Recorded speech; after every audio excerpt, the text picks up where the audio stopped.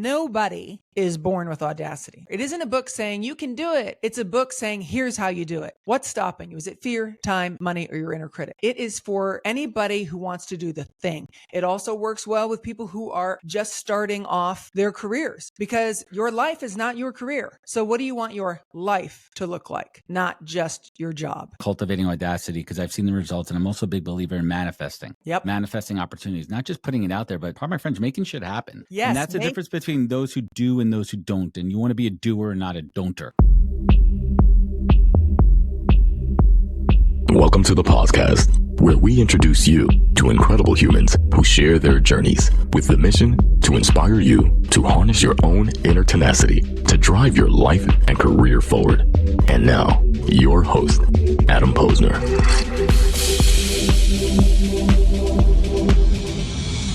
All right. Welcome back, everybody. Welcome back to the podcast. We're bringing the best and the brightest from world of business, marketing, and personal growth to help you harness your inner tenacity and drive your career forward. Today, my guest on the podcast is Anne-Marie Anderson.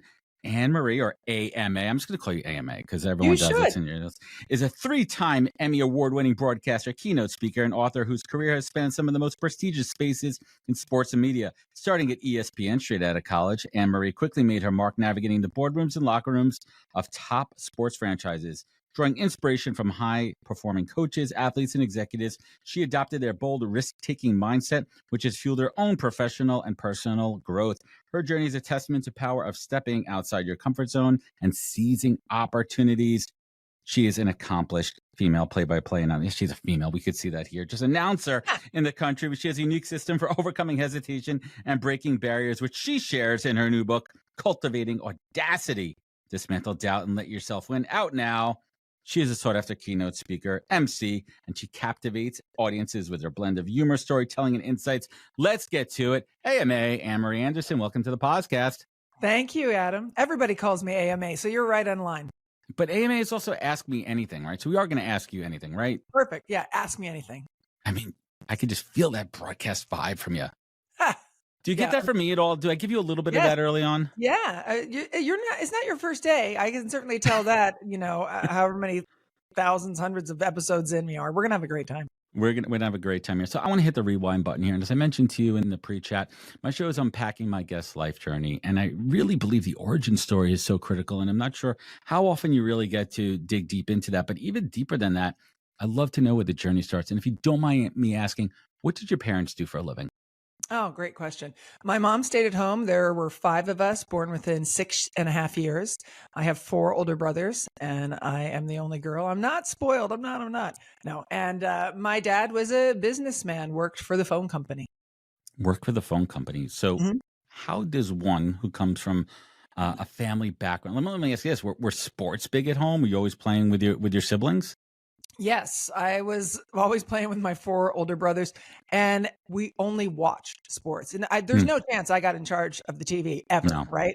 So I have this like weird sports knowledge from like 1977 Super Bowl with the Broncos Orange Crush that I don't need anymore, but it's still stuck in there from my childhood. Did you grow up in Denver? Where's home? Where's home? We moved all over the place, but Denver's where I consider home. That's where I went to high school. So you're a Broncos fan. I was, yeah. Was. Now what's your team? You know what's funny? Working for ESPN, I still work for them. It's been 35 years. I started to root for individuals rather than franchises. Like when we were in Denver, you knew who the Broncos were. It was Tom Jackson. It was John Elway. Dan Reeves was coaching. So now after, interviewing thousands of athletes, the ones that I like, I tend to root for them on the field. I like that. I mean, I'm a New Yorker. Everyone listens to the show. No, I'm a diehard Mets fan, Giants fan, Knicks fan. I love the resurgence of the Knicks, by the way. This is the Knicks we need in New York right now. No question. We need the swagger, that Brunson energy, Big Cat. Like, it's great. It's a vibe in New York. You need it. You need the Mets. You need a couple of teams. You need a couple of teams in New York. You can't have all the major sports teams sucking, right? You need to have, right? It has to be either the Knicks are shining, the Yankees. I mean, last year we got Knicks, Mets, and dare I say it, the Yankees. In the hunt, and it was good. It's an energy. New York needs that. I'm telling you, I live with 2 Jets fans. They're the most miserable people on earth. Like, how do they have that hope every time at the beginning of the year? This is the year, and I'm like, And then Aaron Rodgers comes like our savior, and he just like first play, first set of downs, first game last year, 2 years ago. And unfortunately, they had to cut. We'll get to that in a little bit, but I want to talk. Geez, I could talk forever about sports here, but I'm a pro sports guy. I never got into. As I mentioned, I went to University of Buffalo. My second to last year there is when they went D1 in football, and I just never had that big school football experience. I don't follow college football. I do like the new tournament structure, the new playoff structure, but otherwise, I get it. I get the allure. I get the the big school vibes and everything. But for me, it's pro sports. Yeah, I mean, it really depends. I went to Hofstra, as you and I were talking about in the pre-chat, so I didn't have the college football experience either. But when I was a producer at ESPN, my first 10 years, I covered a lot of college football and NFL. Like I would do a college football game on Saturday and then NFL Sunday, and then for a few years, Monday Night Football too. So it was 3 days of football, which I loved. Well, while we're here, quick hot take. Thoughts on this year's Super Bowl? What is so disappointing, wasn't it? Well, if you're a Chiefs fan, if you're an Eagles fan, it was the best game ever. But disappointing in terms of viewing it. Like I didn't have a vested interest in either team. And I was like, yawn, thank God for Kendrick Lamar spicing things up at halftime, or I would have completely forgotten the entire thing. I mean, I love to see Saquon shine. I mean, it was kind of like I wanted to see the Giants just be like, like sucks for you. Like what a bad move, right? What a terrible choice. So let's get back on track here. Getting back to your story, growing up with 4 older brothers, sports was all around you all the time. But where did the broadcasting bug come from? So I knew I wanted to be a journalist really young. I recently found something in 7th grade that I did in 7th grade. It was like, you have a journal and you have to cover it in school. And so mine was all sports pictures, which I found super interesting. I was 11 and it's all athletes. And I knew I wanted to be a journalist. News is too depressing for me. Entertainment, I can't. With entertainment, like I just am not your into style. it. Yeah. So I knew I wanted to work somehow in sports journalism. Where did you start though? Were you covering games at Hofstra? No, Hofstra had a little studio, for broadcast, and I would work there at night. They rented out the studios. I think it was like New York Sports Nightly or something like that. And they brought in a professional anchor, a young kid named Mike Breen. Maybe you know him. That's a New York sports name. So this is Mike Breen starting out. And then they would use students like me to be camera operators, stage managers, cut highlights and stuff. So I did that while I was in school. And then I got really lucky, Adam. ESPN producer went to Hofstra and he came to speak to the students. And as he was speaking, I needed a job when I was graduating. If I didn't have a job, I was going to move home and live with my parents in Colorado. Love my parents. Didn't want to do that though. And he said that sometimes ESPN would hire a young graduate for a 6-month temporary job, working 6 at night to 3 in the morning with Mondays off for $15,000 a year. I'm like, dream job. Yeah. So I applied, I got rejected. And that's kind of my first experience with Audacity. I wrote back to them and said, unfortunately, I didn't show you my best. I think you have 1 million people who could spit out stats and numbers. I bring something different.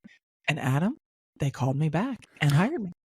Wow. I don't know if that would work in today's day and age and market, but there's a huge lesson there for everyone out there is to not give up and don't take the first rejection as a no. And I'm not saying rejection is redirection because I freaking hate that expression. I hate that too. It's so stupid because it's usually said by people who just keep getting rejected, but it's more of a fact of like just audacity and tenacity. And those are the vibes and themes of my show for real. And it's like, just keep going. No is not always a no. No could be a maybe. And I think that's an important lesson to learn. So you get this second shot at ESPN and you get involved there. And one of the things that I love about the story is for anybody in their career, you learned all the elements of production and the camera work, because that's crucial. You can't just be an on-screen presence, because when you know how all the elements work, it makes you a better journalist and better broadcaster to work as a team.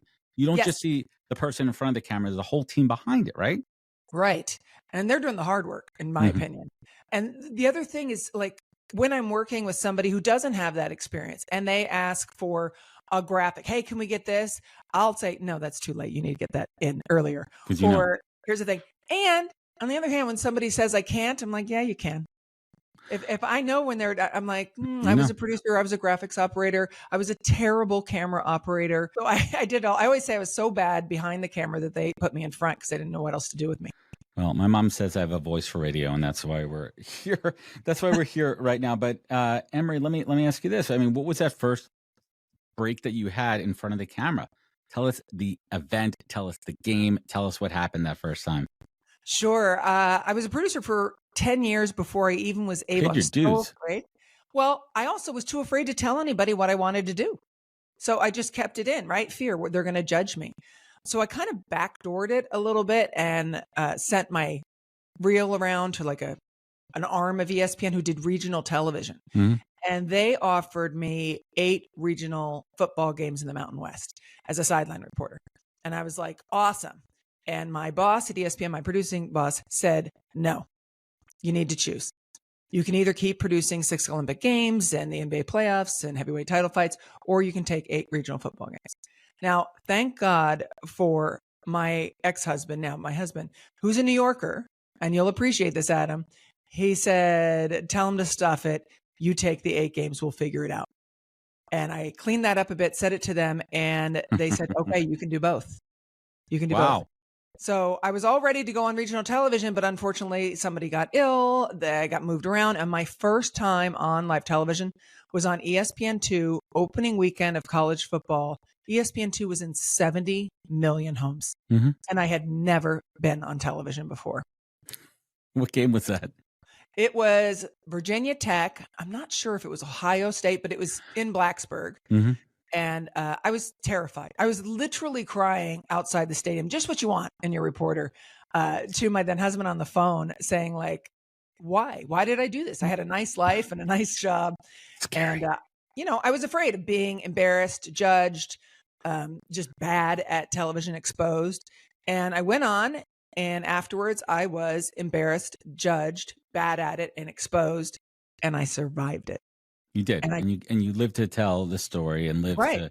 We all survive. We all. I mean, so many lessons within that, right? Like first and foremost, the fact that you pushed back and said, "No, I'm doing the regionals," and then when you showed those guts, they actually gave you both. Yeah, that was maybe amazing. That's what they were looking for. Maybe, yeah. I gave myself a raise. I learned it. Kind of happened a couple of times in my career with ESPN, where I love, it's the greatest place to work. But where I said, no, I'm not doing this. They wanted me to stay in Bristol. I wanted to be LA bureau producer because I hated the snow, per your and I conversation. They said no. I gave them my notice. I moved cross country. And when I arrived, they hired me back. Within a year, I was making double the salary that I was in Connecticut. That's why I wrote the book, because I can't believe like the bold risks and where they led. And so you talk about rejection. I'm like, recalibrate your relationship with rejection. I love the idea of recalibration, and that takes a lot of self-awareness, right? Recalibrating means having the initial awareness to understand the situation, how you reacted, how you replied, how you engaged in it, and saying, you know what, here's what I did right, here's what I did wrong. I'm going to dial in, I'm going to recalibrate, I'm going to take another shot at it in the face of audacity, right? In the face of adversity, I should say, right? And then being audacious in your goals and cultivating that audacity to come back better and stronger. Right. And I think people think, well, okay, so she's brave and that's why she does this. No, that when I went back to ESPN and said, you need to relook at this, please, and hire me, it's because I didn't have a job and I was going to move in with my parents. It was desperation. I don't even chalk that one up to audacity. That's desperation. So, Amy, let's just do, if you don't mind me asking, what year was that? 1989. Okay, the world was a much different place. What was it like for a young, don't mind me saying, attractive female in the sports world at that time? How hard was it? It was crazy. I was 21 years old when I started there because I graduated college early. And, there were things happening in that newsroom that shouldn't happen. Maybe that's a book someday, but I won't say them all Part 2. Now. But I did have some really great men surrounding me who valued me for my work. Sure, there were the other people. Yeah, you have the jerks everywhere. Yeah. And we didn't have social media, right? So nobody really knew what I looked like outside of ESPN. And inside ESPN, I never dated anybody. That was the best move I ever made, by the way, for people. Shit where you eat people. Lesson learned there. Don't dip your pen in the company ink. That's the way to say it. Yeah, I never did. And I still am great friends with those men. And when I would be harassed, a lot of times it was them who would tell the other guy, shut it down. It's not going to happen with her. Allies, even back then. But then what about on the field and in the locker rooms? Women weren't really allowed in the locker rooms back then. Yeah, we were. Really? Oh, yeah. Yeah, we were. I remember my first locker room was 1994. It was the New York Jets. And it was when they were playing the Miami Dolphins, and there was that play at the end. Do you remember this? Pete Carroll's 1 year as a head coach, and they were down against the Dolphins, and everybody thought they were going to take a knee. No, they were 5-6 going into it in a good position. Anyway, my Dan Marino faked like he was going to take a knee, and then he threw into a little rip down the end. So last second win, and then after that, the Jets lost 5 straight. That was my first locker room. Most of the time, people didn't bother me in the locker room. One time somebody did, and it was in the San Diego Chargers, and Junior Seau, when people ask me who my favorite athlete was, it's Junior Seau, because he jumped up and was like, don't you dare with her. Don't you right in the locker room. Yeah. Wow. That's a real man right there. I love him. That's leadership too. Yeah. Because that sets an example for the younger players and the older players in the room. This is how you treat a woman. This is how you treat a professional. Right. We are professional athletes. Right. Right. Act like a professional in every element of the job there. Were you ever starstruck? I always ask like journalists, like, have you ever been starstruck? No, the only fan letter I ever wrote was to Billie Jean King, because, oh my gosh, what would my life be without her? I mean, I got a scholarship to college. That could have never happened. Otherwise, no, I look back now, like I didn't say anything. My kids didn't even know what I did, honestly, until The Last Dance aired during COVID. Like they knew I was with ESPN and all of that, and they're older. But as we were watching, and my ex-husband was there, he's like, oh, there she is. Oh, that was so fun when you went to that game. And the kids were like, wait, what? What? You know that? And he's like, oh, your mom was at everything. She was Forrest Gump. And that's Literally. when that's when they really got it. It was cool. I wasn't starstruck, but like the Dream Team in Barcelona, that was one of my first road trips. The first Dream Team was great. I mean, the lineup there is absolutely incredible. It was incredible. It was like that was Magic Bird, MJ, like the OG, Dream Team. Yeah. And it was like the Beatles and Elvis Presley got together. The crowds were outside. It was every big name, Karl Malone, Charles Barkley, just person after person. Yeah, it was amazing. That is unbelievable. Has there been, you mentioned Junior Seau, but other whether it be coaches or athletes that really stood out to you in terms of their generosity to you with their time and giving you maybe a little bit extra insight, a little bit extra soundbite, just a little bit more? Honestly, no. The answer is really no. I mean, I got treated like everybody else, which was good. So they never gave me extra. The only person who did really was Junior, in that, when it's those big quarterbacks, they get bombarded with interview requests. And so he would say, I will always answer your questions, but you only get 3 of them. And I said, okay, but if you give me a cliche in any of the 3, it doesn't count. And I get another. And we had the best time, because he would be like, with our backs against the wall. Oh, dang it. Wrong. Yeah. This is why they play the game. Dang it. Nope. So we had a lot of fun with that, but he's the only one. Everybody else treated me the way they should. There were a few people who, coach wise, didn't take me seriously or respect me. And I just didn't care. I was like, I'm asking the questions. So let's flip it a little bit. So from a media perspective, through all these interviews that you have, who do you think is that one player coach you learned from their decorum and the way they handled the press, and the way you could turn that back in your own style and approach? I really loved seeing Phil Jackson. Oh, and brilliant. When I am speaking, a lot of times I'll speak to big corporate audiences, mostly men. And what Phil Jackson did, I covered him at the Bulls and then, of course, with the Lakers. He was a shape-shifting leader. And he knew how to flex his approach depending on the time, situation, and personnel, specifically to different athletes. It was masterful seeing the way that he really gave each person what they needed. And you need to do that as a journalist. And I found through, I mean, I'm only a spit in the bucket, but let's just say I've done, between the live shows and everything, maybe 600 interviews, which is no small Amazing. amount of change, but you learn. You have to, you can't, like, I have pages of notes that I'm going to discuss with you here, but these are just a framework for me. You That's have right. to be adaptable.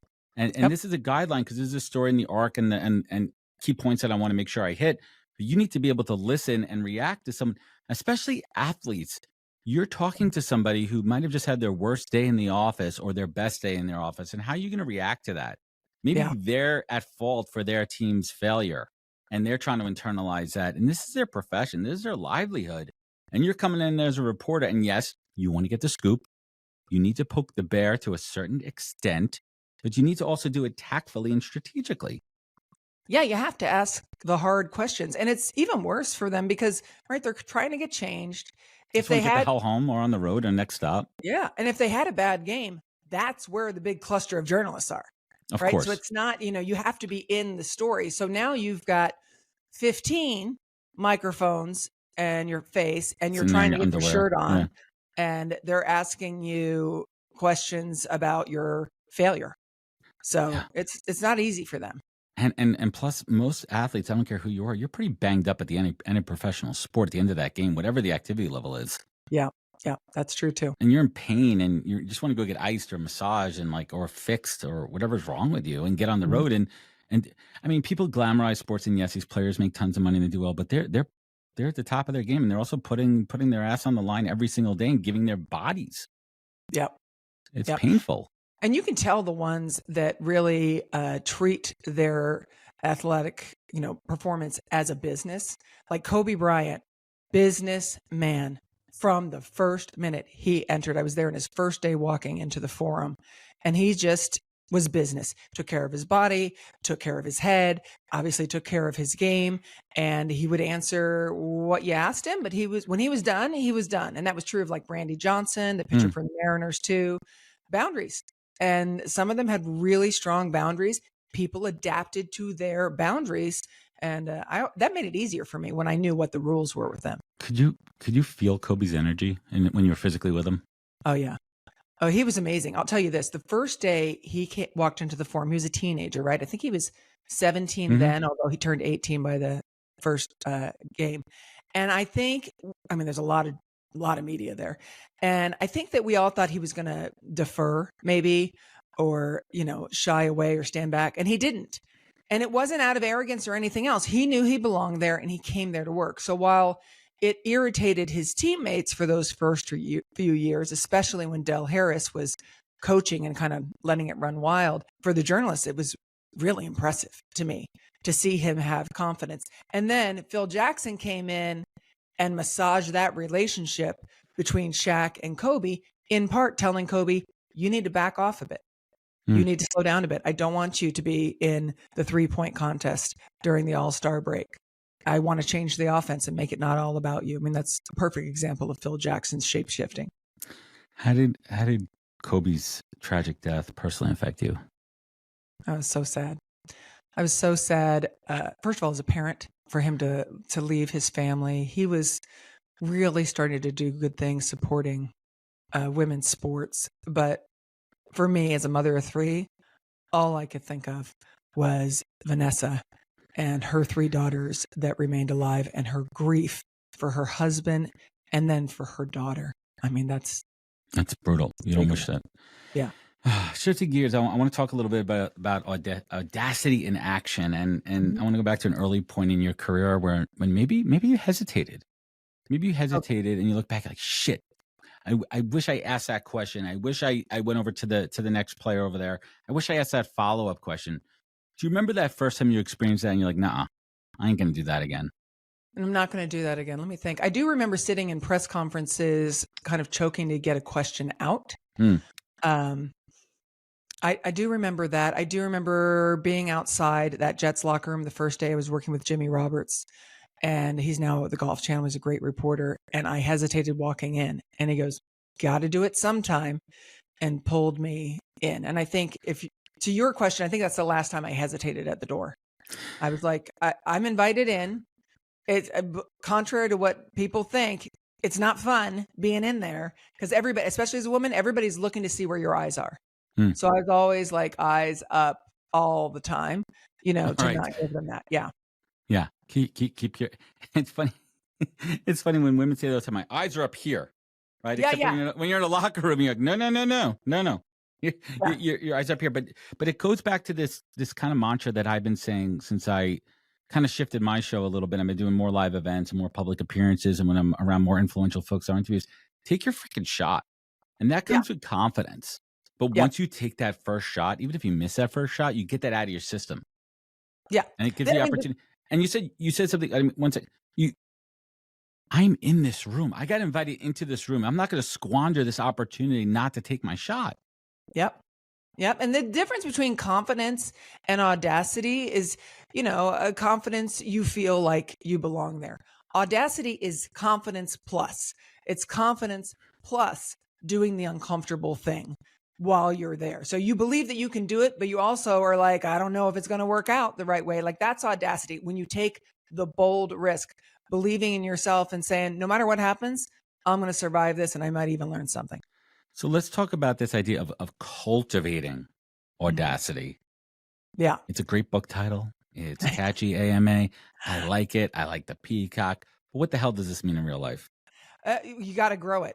As I mentioned earlier, people think, well, okay, so she's one of those bold people. Nobody is born with audacity. I really don't believe anybody is born with audacity. Very few. Minimal. For me, I was shy, an introvert. I still am shy and an introvert. Like if we're at a party, Adam, you got to find me in the corner, because I'm not going to be out there. But it's taking those risks. So like the first step to audacity, right, is very simple. It's optimism, right? Optimism that things are going to work out. Not the way you want, but that you'll survive the outcome no matter what it is. Like my first time on air is terrible, but I still survived it. But you can't, optimism on the couch does nothing for you. So it has to have that action married together, whatever that action is that you've talked about, like ask the question, do the thing, write the letter. Cultivating audacity is when you do those two things consistently, ideally, every single chance you get to make a decision that's, unconventional, you do that, then it becomes your identity. And you go from like, what is Adam doing? To that's Adam. He swings for the fences. Hey everybody, Adam here from the Podcast. Today's podcast is brought to you by the team at Fountain. Fountain is your full-service frontline workforce management platform. I have to tell you, Fountain's offerings are some of the most robust I've seen for any product in the space. They offer full solutions for hiring, managing, and retention. They are truly a one-stop shop focused on the frontline workforce. They also create informative content using their data. For example, they analyze a bunch of data from their fast food chains and created a trend report you could download now on their website. They also have a new ebook out called Frontline Voices. There's a lot to dive into. Certainly check it out. And you could learn more at fountain.com, linked in the show notes. Thank you. You're hitting on something that I am, and this is one of the reasons I wanted to have you on the show, because I'm in the season of that for myself right now. Of cultivating audacity, because I've seen the results, and I'm also a big believer in manifesting. Yep. Manifesting opportunities, not just putting it out there, but part of my friends making shit happen. Yes. And that's the difference between those who do and those who don't. And you want to be a doer, not a don'ter. Right. You don't want to look back and have regrets. Why did I do that? We have this one life, and I turned 46 in a couple of weeks, and I'm like, you know what? Time is moving fast. Yeah. It's not like I'm in my late 20s, early 30s when I have more opportunities to pivot and second chances and like, shit, take your shot. Like, if you don't do that, when are you going to do it? When the hell are you going to do it? Right. Right. I mean, again, people like to say that they manifest, but they're manifesting from their couch. And that's not manifesting. That's dreaming. That's daydreaming. That's why I say I'm not a big fan of hope. It's a nice word. I know it's a virtue, but it's not a plan.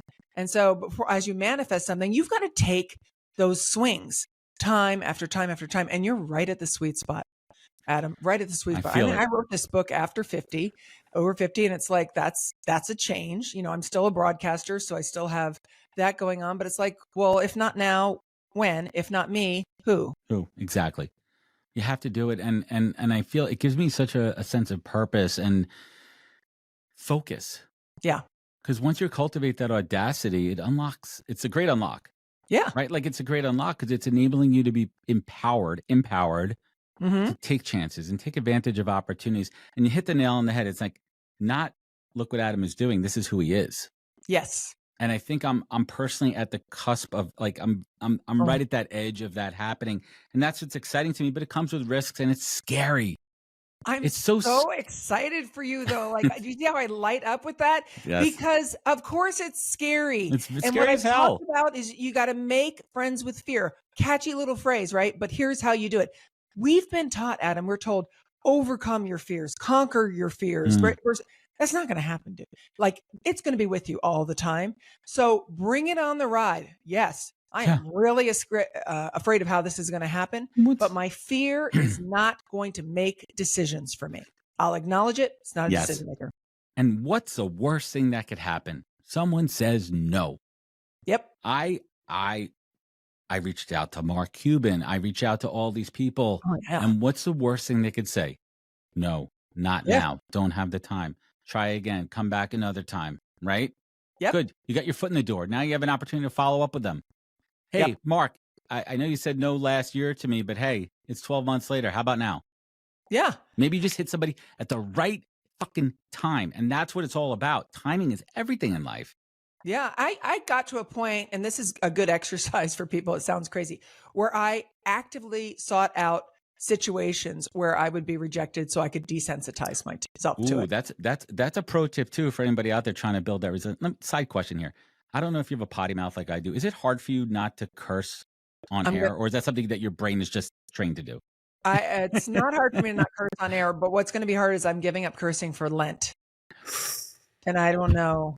And I need some consequence if I mess up. And everybody else says you could send one of those Emmys over here. That'll be your consequence. I'll just hold it for you on my shelf here. Yeah, it's so crazy. My 6.5-year-old son he's got the worst potty mouth on earth, and he does it from everybody. He doesn't, and it's bad. It's like real bad. It gets vulgar at times. I'm like, and he's using it contextually correct. Oh my God. And it's like, I'm like, that's impressive that and it makes me laugh. And my wife and I have to like hold it in because it's like, it's funny. It's funny that he said, but you don't want to like encourage that. And I'm talking to my mom about that. And my mom goes, I grew up in Brooklyn. My mom goes, do you know that you were a proficient potty mouth by the age of 4? Wow. Like tenses of curse words, the right tense and usage of it. So for me, thank God it's my show. And if I curse, I curse. And if I feel it, but it has to be done with purpose and intention and put behind it also. But I want to get into the power of storytelling. Wait, I want to tell you something because we are so aligned. We could be complete besties because when my oldest child was 3, I told you I was married to a New Yorker. My oldest child is 3. He's in the back and I'm like, what are you doing? Like, they're like, what's going on? And he goes, I can't get this effing seatbelt on. Yeah. And I was like, what? I agree with you. I can't get this effing seatbelt on, although he said the actual word. Yeah. And so I went home to my husband and I was like, yo.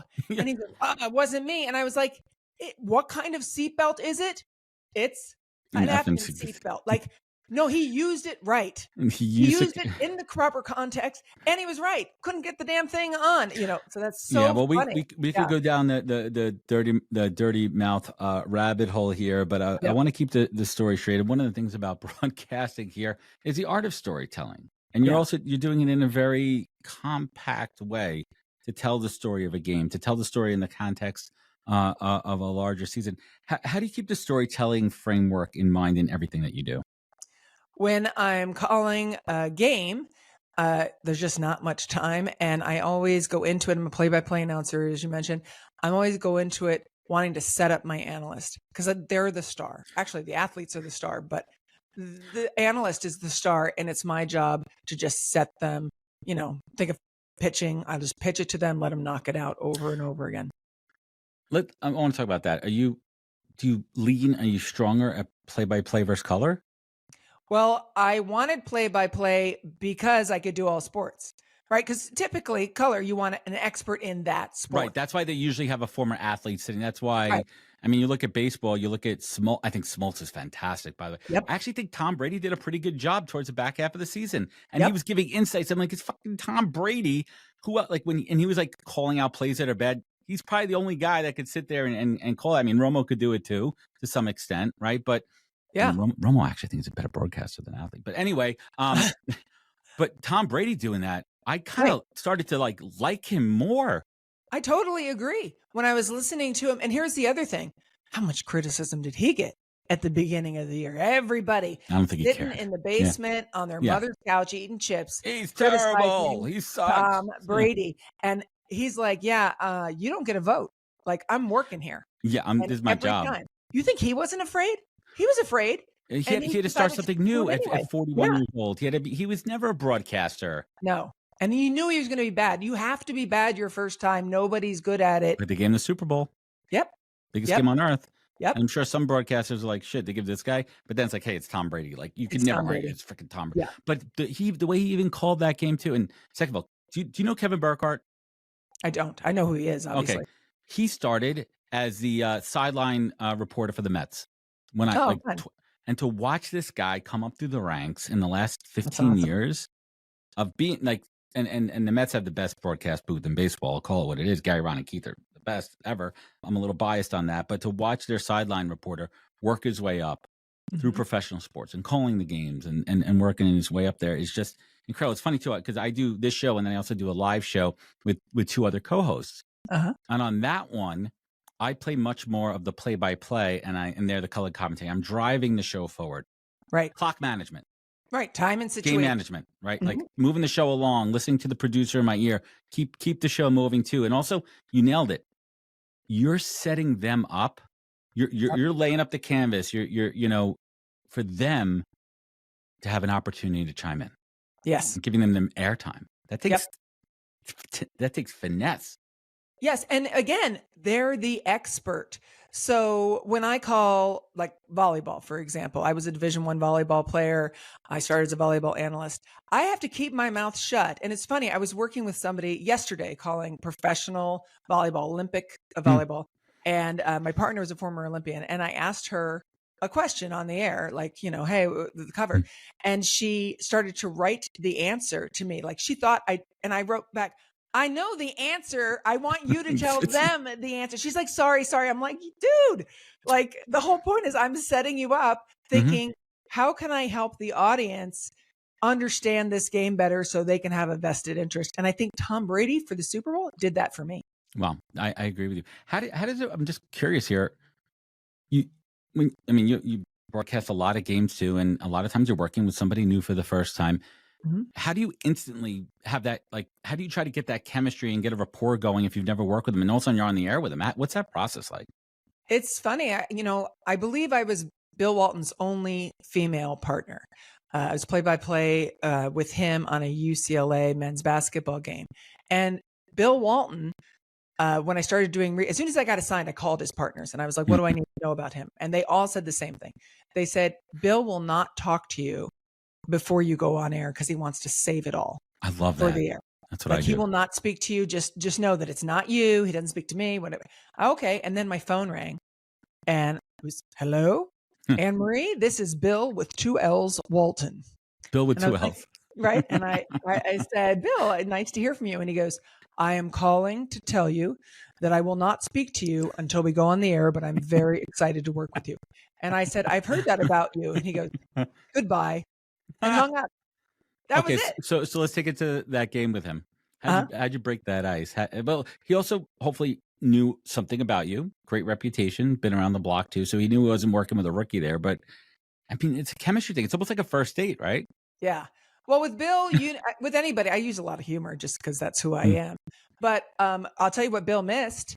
We were talking at one point, and I'm trying to keep him in line because he's talking about like Swedish imports because one of the players is from Sweden. Grateful Dead. Like, I actually studied Grateful. I don't know the Grateful Dead well. That's the first time and only time I've ever prepared for a Grateful Dead. Right. But while we're on the air at one point, and the game's a blowout, and so he's off in a riff, and he's talking about his grandchildren, and then he goes, Emery, do you have any grandchildren? And the producer in my ear was like, oh shit. He called you old.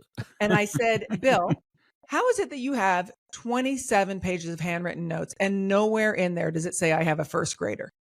And there was like silence. And then he's like, my bad, foot in mouth, and everything. And I was like, oh, he was fun. But you just, you want to talk about an analyst as a star.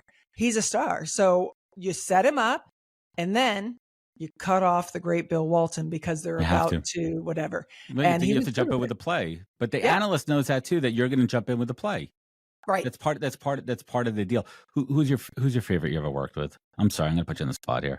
All right. Well, I'm going to say Bill Walton then, because now that he's gone, like, that was a special moment. I wish my father was alive when I did that. My 4 brothers all were just thrilled, because we all watched him growing up. So I'm so glad I got that opportunity before he left Earth. Yeah, I mean, that's absolutely incredible. So I want to talk about something that's interesting to me, this front row concept. What is the front row concept? So the front row is not your mom, and it's not your best friend, most likely, because they want you to be safe. The front row that you pick, and you choose a couple of people carefully curated who are going to lift you up, tell you the truth, which is most important, push you forward, hold you accountable. It's all those things. And it's just a couple of people. And here's the thing, Adam, when you ask somebody, and I literally ask people, will you be in my front row? I want them to use that language. It gives them a significance and value in your life that then they become invested in the thing that you want to do, the big, scary thing that you want to do. And they're not going to let you fail at it. They're going to be like, yeah, okay, so that didn't work out. So what's next? What's the next thing you're going to do? Hey, did you think of this? And it helps you realize that only the people in your front row are going to have a voice. Everybody else, and this is Laura Gassner-Otting, who wrote Limitless. Says LGO, this. I love her. She's been on my show. LGO is a friend, right? Don't give a vote to anyone who shouldn't have a voice. And same thing goes with taking advice too, right? Same thing with taking advice. Don't take advice from anyone who hasn't been in the place that you want to get to. Right. Been in your shoes before. I love that concept too, because I call it my personal board of advisors, my personal, my board. And these are folks that I deeply trust, that I value their opinion from different perspectives, and I surround myself with them. Right. And those are the ones I want to take advice from, and everyone else out there is just noise. Yeah. Right? Unsolicited advice from, I don't give a shit. But there's a difference too, because feedback, you have to understand where feedback comes from. And I truly believe that feedback is a gift. And when someone wants to give you feedback, it's coming from a place of heart. Unsolicited feedback from the right people. It's because they care, because they're watching you. Do you remember one of those early pieces of feedback you received that you really took to heart that helped shape the direction of your career? There were so many people who were on camera that I was afraid to tell that I wanted to go on camera, because I was afraid they were going to be like, you want my job. And Robin Roberts, who is a good friend of mine, I produced for her. And when I said I want to go on air, she was fantastic. Steve Cyphers. And they said, when you mess up on air, because you'll misspeak, you'll stumble, whatever, keep going, because the audience doesn't expect perfection. And so sometimes people will stop, or they'll freeze, or they'll, even if you're doing something, make light of it if you need to, and keep going, or correct yourself in the moment. So if I say, hey, Dan, check that, Adam, just fix it in the moment and keep moving forward. Audience is not hanging on your mistakes. I'm not even sure how much they're listening in each particular moment anyway. Just entertain them. And I had so many people. John Saunders, late John Saunders was amazing. Fantastic. John Saunders. Stuart Scott was amazing. Legends. Oh my! I just got the chills with Stuart Scott. I grew up with Stuart Scott. I grew up with SportsCenter with Stuart. Like, Stuart Scott was a staple for years in my life. Yeah, and the thing about Stuart, he was exactly the same off the air as he was on the air. So I remember we were leaving. I didn't work with him a ton, but we were leaving a Lakers game. I think it was an NBA playoff game, and we walked out and we were crossing the street. And somebody said something to him, and I don't know what he said, booyah, cool's the other side of the pillow, blah, blah, blah, blah. But whatever it was, I said, I don't understand a word you just said, and he laughed, and he goes, but he does. And I thought, I just love, and you can tell when somebody loves their job. Chris Berman, worked with him a lot over the years. He's mantle, right? Mount Rushmore. Yeah. He's the mantle. And, I had to, when I first started, I was doing like teleprompting. So I had to get a script from him, and you can't contain Boomer.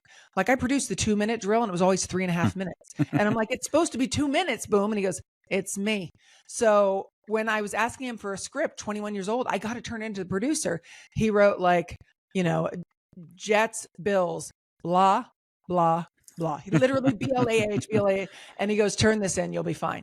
Because don't worry about it. He just was genuine, and he knew everything about every game, and he didn't need to write it down. Let's talk about something I found interesting through my notes here. And I am going to look down at my notes here, and it's okay every Sure. once in a while, right? You can And also do that on camera. and I call this one lessons from the wild. And you've camped in the Serengeti. You've been there. You've traveled the world. Camped in the Serengeti. Hiked to Everest Base Camp. Which, for anybody out there, even to get to base camp of Everest is something, an incredible accomplishment just to base camp. And I've read and watched so many movies about the Everest climb. You've trekked with gorillas too. What is one of the lessons from these adventures outside of sports? So it was a tragedy that kind of spurred all of that. I had a colleague who I interned for in Colorado, who a couple years after I was at ESPN, he got his dream job at ESPN. Nicest man. His name's Peter Rogat. And on his 6th day at work, he hadn't even been on air yet. He walked in to office, waved, said hello, went back to his desk and was on the phone. And somebody came running around saying, does anyone know CPR? Does anybody know CPR? And I did CPR on my friend, along with another friend of mine, and he passed. He was 37, incredibly fit, newly married, and starting his dream job. And I remember exactly the moment, this gives me chills, where I looked at him and I said, damn, if you can be 37, newly married, and starting your dream job, having it ripped away in an instant, I am never, ever going to wait for anything again. That's like the opening of Cultivating Audacity, the book, because that's the moment when I decided to swing. And so I thought, what would I want to do? I want to see Everest Base Camp. I loved watching or reading Into Thin Air. I want to see gorillas in the wild. How do I do that? And so I just kept thinking of the craziest things that I could to make sure I got them. And I rafted the most dangerous rivers in the world. Obviously an adrenaline junkie. And God, I'm so glad I did that, because here I am, a mom of 3 with like 4 careers happening all at once. I can't do that now. So I'm so glad I have those experiences, which just taught me being afraid means you're alive. It's just such a cliche, but you know, fear is an invitation to grow. And I was afraid in all those situations. And thank goodness I did every one of them. I grew. And you're paying homage and respect to your friend who passed, because you're living your life to the fullest, and he would want that. That's the best way to honor somebody. Yeah. Right? He's looking down above saying, AMA, you're getting yours. You're doing it out there. So let's talk about the book, Cultivating Audacity. Who is it for? It is for you, in part, because you're at this crossroads in your life where you're like, I just want to do something more. But how do I get there? It isn't a book saying you can do it. It's a book saying, here's how you do it. What's stopping you? Is it fear, time, money, or your inner critic? It is for anybody who wants to do the thing. It also works well with people who are just starting off their careers, because your life is not your career. So what do you want your life to look like? Not just your job. It is the kick in the ass that's going to say to you, waiting doesn't work. I understand it's scary.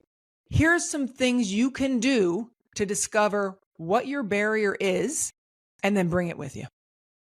What did you learn about yourself in the process of writing this book, AMA? What a great question. You're such a journalist, Adam. Trying. So I like it. It's what I love to do. I'd give up recruiting all day long to do this full time. I love that question. So as I was writing it, my father, who was the greatest, big time cheerleader, one time when I was 11, he said, Anne-Marie, you're getting cocky. Like, by the way, doesn't that just suck in parenting? Like, he did a million great things. He said one thing when I was 11, telling me, I think you're getting cocky. And I remembered that. As I was writing the book, that came back to me, and I decided to look up the definition of cocky. The definition of cocky is so sure of one's abilities that it annoys other people. I was like, wait a second. Is that confidence? Yeah, so sure of one's abilities. Yeah, I am. That it annoys other people. My teenagers are like, that's OPP, other people's problems. It's changed everything. I'm not responsible how you feel about me. Right. That's a you problem. It's not a me problem, my wife likes to say. That's a you problem, not a me problem. She says that to me. She says it to our kids. She tells it to strangers, and that's when I'm like, oh, shit, I'm going to get beat up in this Trader Joe's parking lot right now. Yeah. I mean, I thought it meant that I wasn't humble. And so, you know, I think I let it stop me from going on air for those first 10 years, because I didn't want, what I had in my head was, if I say I want to go on air, people will be like, Who does she think she is? Why does it have to be about her? All these things. And so I think I let that stop me. Now I'm like, call me audacious, call me cocky if you want. I don't care. I am sure of my abilities and I want to grow constantly. Always. And that's a growth mindset. So last cliche question here before I bring it home, and advice to your younger self question. But if you're going to go back to your first day on air at ESPN and looking back in it all these years, what advice would you give your younger self? I can't believe I just asked that question. I never asked that question, but I felt right in the moment. I mean, I'd want to whisper in my ear as I'm standing in Blacksburg, Virginia, just terrified going on air. Buckle up. You're going to love this so much. Just keep going. Just keep going. Love this conversation. Let's bring it home here. AMA, what keeps you up at night these days? 3 kids keeps me up at night. Wanting to make sure I've got a 12-year-old daughter, my youngest one. And me too. Yeah. And I know. I'm with you. I'm with you on that. I know exactly where you're at. Independent reading. I said, what's your independent reading book? And she goes, Cultivating Audacity. I'm like, great. So then she said, okay, did you do reading today? Yes, I read chapter 2. Good. What's it about? You know what I mean? And Retention. She's telling me because comprehension and retention. Yeah. But mostly I want her to see that just do the thing and everything will blossom from there, even if you fail, because you very well might. You very well what? Geez, what's the worst faux pas you've said on air? Your worst word blunder?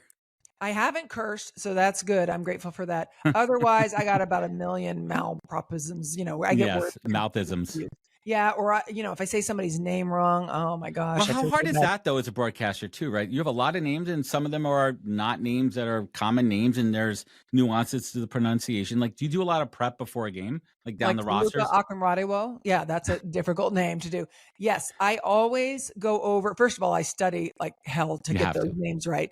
But then I always go over it with both the PR person for the team and my partner beforehand to make sure we're all aligned. Yeah, that's important there. What is that single greatest piece of advice you've ever received that you take action on every day? Okay, my mother, who's 94 right now, used to annoy me to death saying, this too shall pass. And I'm like, yeah, okay, this too shall pass. I realized that actually goes for the good times too. So right now, life's pretty good, right? I got a book out that's doing well. My kids are all healthy and good. My career is flourishing. This too shall pass. And so I am more present than I have ever been in the great times and in the rough times. When I'm in that rough time, I say the same thing. Here it is. Feel it all and know that it'll pass. I'm letting that sink in for a moment here because I've never heard it spun the other way. And I think it's important for everybody, as I realize my hair is frizzing on camera, to really think about those good times too, because you can't just live for the good times, right? And they're gonna come and they're gonna go. So be present during those good times. Enjoy those good times and recognize them.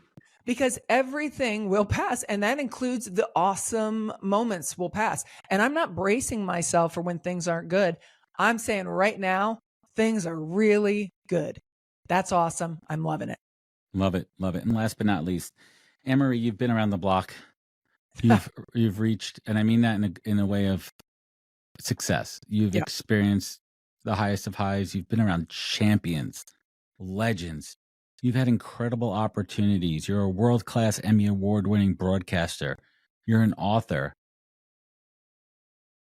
But success is an interesting word for everybody.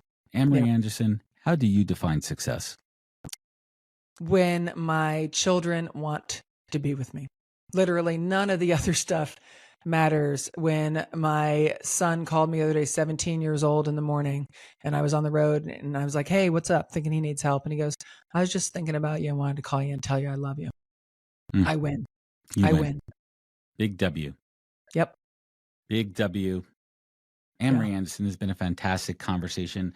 I want everyone to check out her book, Cultivating Audacity. You could get the book over at cultivatingaudacity.com, and a special offer for podcast listeners, giving away the first chapter for free, right? Look at that.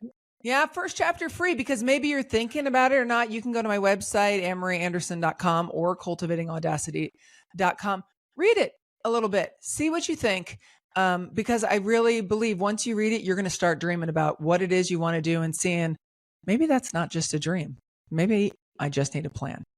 Read it, dream it, plan it, make it happen. All these links are going to be up on the website. Anne-Marie Anderson, I want to thank you so much for joining us today. This has been an incredible, incredible conversation. I'm so glad we had this opportunity. I feel like we're like old friends here. Hang with me for a moment as we sign off. I want to thank everybody for listening. If this show meant something to you, leave a review rating. It goes a long way. Sharing means caring. You can find out more at thepodcast.com.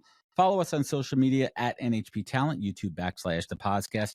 Catch us back here next Friday for a brand new show every week. Remember, be good to yourself, be better to others, and catch us next week for another great episode of the podcast. Take care, everybody. Wisdom is forever, but for us, it's time to go. Thank you for joining us. Luckily, we'll be back with our next episode soon, jam-packed with more incredible humans. Thank you for listening, subscribing, and sharing. To join the conversation, search The Podcast on LinkedIn. And to catch up on past episodes and more info, please visit www.thepodcast.com.